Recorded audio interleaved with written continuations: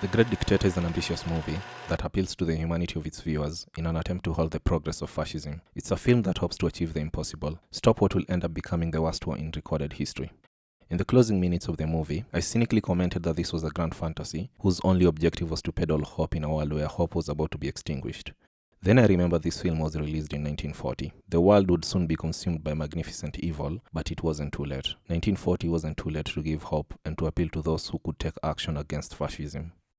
I don't doubt for a second that the people who made this movie took Hitler seriously. I don't doubt either that they understood the implications of fascism sweeping over the world. The atrocities were already evident by 1940, and by the end of the war, Europe will need to rebuild itself again. What I doubt is the ability of any movie, or any media for that matter, to bring fascism to a halt. Fascism has proven itself to be a political ideology that at best ignores freedom of speech and at worst obliterates any form of nonconformist expression. While the Great Dictator failed at stopping the atrocities of fascist Germany, it left us with one of the best analyses of fascism. Fascism is a joke. Dangerous, violent and scary, yes, but 100% a laughing matter. Racial purity, complete hegemony over the planet, the reverence of a single leader, these were some of the qualities that the Nazi Party promoted. The Great Dictator shows that everyone who believes in such ideas, anyone who promotes these anti-human values, will fail. One of the reasons that fascism is a laughing matter is the incompetence that it encourages. As long as you're loyal, as long as you do what you're told, you'll rise up the ranks. As long as you fit the stereotype of the PRS, whatever that might be, you end up holding positions that would have otherwise required strict vetting. Herring is a good example of this. He ends up being the highest-ranking military officer in Hynkel's government, despite not having any talent whatsoever. I know he's based on Goring, who was an actual World War I S, but if you know history, you know that there was an ounce of truth in Chaplin's satire. We should laugh at fascism because the people who promote these values fall very short of them. A good example is Hynkel's rage against brunettes. Strange, these strike leaders, they're all brunettes, not a blonde amongst them. He's in fact one, but doesn't want his country to be full of them. All he wants are blue-eyed and blonde citizens.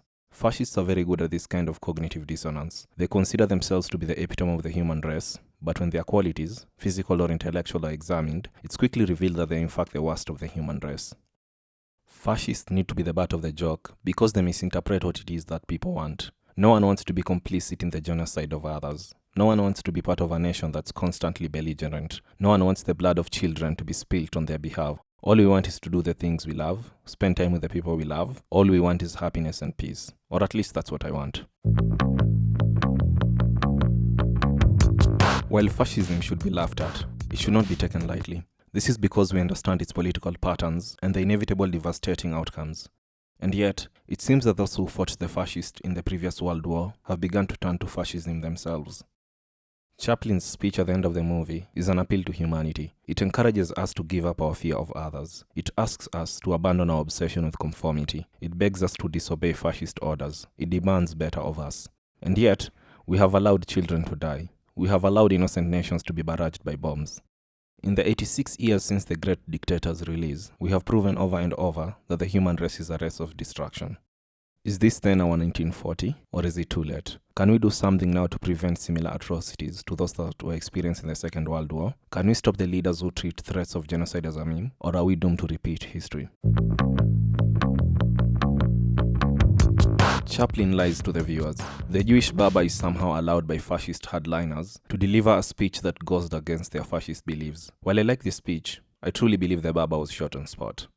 Earlier on, I claimed that I don't think there's any media that can stop the spread of fascist atrocities.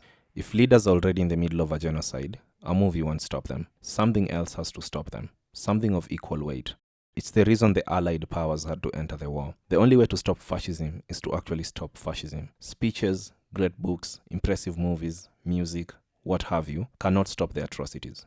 However, if you're still in the early stages, and if the atrocities are yet to be committed, media can help. We've already seen this with social media, and how it's being used to highlight government failures all over the world. This being said, media can also be used for the opposite purpose, expanding the audience for those who harbor fascist tendencies. So what do we do? Like in The Great Dictator, we should rally against fascism as strongly as we can. We should not allow a repeat of what has happened in the past. And if the atrocities are already underway, we should not limit ourselves to social media posts. We should not accept hope as our comfort. We should act.